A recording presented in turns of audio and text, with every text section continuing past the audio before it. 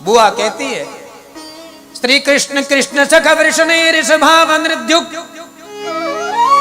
राजन्य वंश दहनानपवर्ग वीर्य गोविंद गोदज सुरार्ति हरावतार योगेश्वराखिल गुरु भगवन नमस्ते।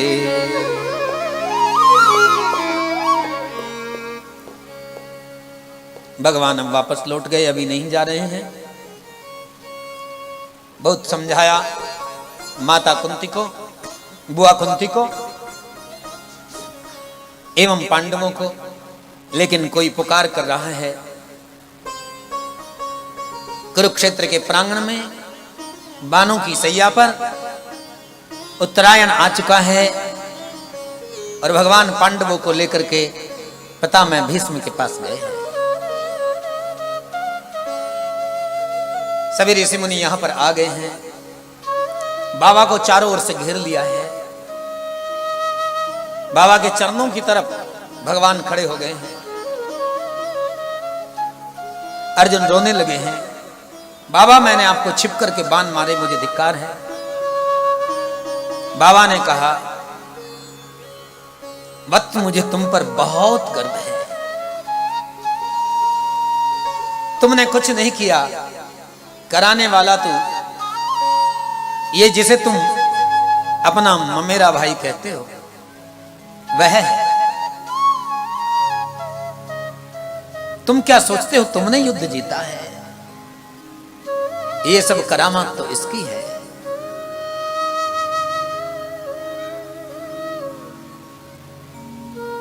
हे कृष्ण, इतनी पीड़ाएं क्यों हो रही हैं? बोले बाबा ये सब कर्मों का फल है। जैसी करनी वैसी भरनी। इच्छा मृत्यु का वरदान लिए भरे दरबार में बैठे हस्तिनापुर के संरक्षक, और दरबार में पुत्र वधू का वस्त्र हरण हो रहा है। एक बार भी संग की दहाड़ से नहीं कह सकते खबरदार दुर्योधन। उसके रोम रोम में पीड़ा नहीं हो रही थी? एक बार एक जन्म में तुमने एक सर्प को बबूल के वृक्ष पर फेंक दिया, उसके अंग अंग में कांटे चुभ गए। उसने कहा जो पीड़ा मुझे हो रही है वो तुम्हें भी हो। प्रभु क्या अब भी मुझे वो पीड़ा होगी? भगवान ने बाबा का स्पर्श किया और समस्त पीड़ाएं शांत हो गई।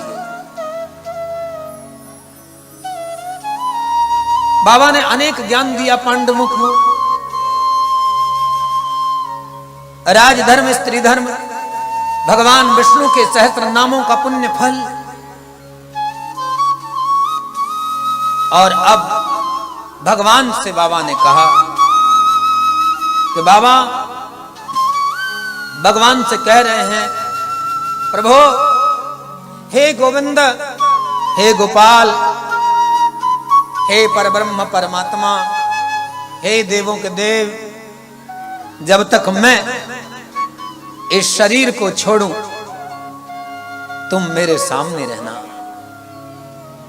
देहांत काले तुम सामने हो, बंसी बजाते मन को लुभाते। देहांत काले तुम सामने हो, बंसी बजाते मन को लुभाते। गाता यही नाम तननाथ त्यागू, गाता यही नाम तननाथ त्यागू। गोविंद दामोदर माधवेति, गोविंद दामोदर माधवेति। हे कृष्ण हे यादव हे सखेती, हे कृष्ण हे यादव हे सखेती। तब तक यही रहना जब तक मैं प्राणों का विसर्जन न करूं। सदैव देवो भगवान प्रतीक्षताम्, कलेवरं यावदिदं हि नौम्यहम्। प्रसन्न हासारुण लोचनो लसन मुखाम्बुजो ध्यान पथश्चतुर्भुज।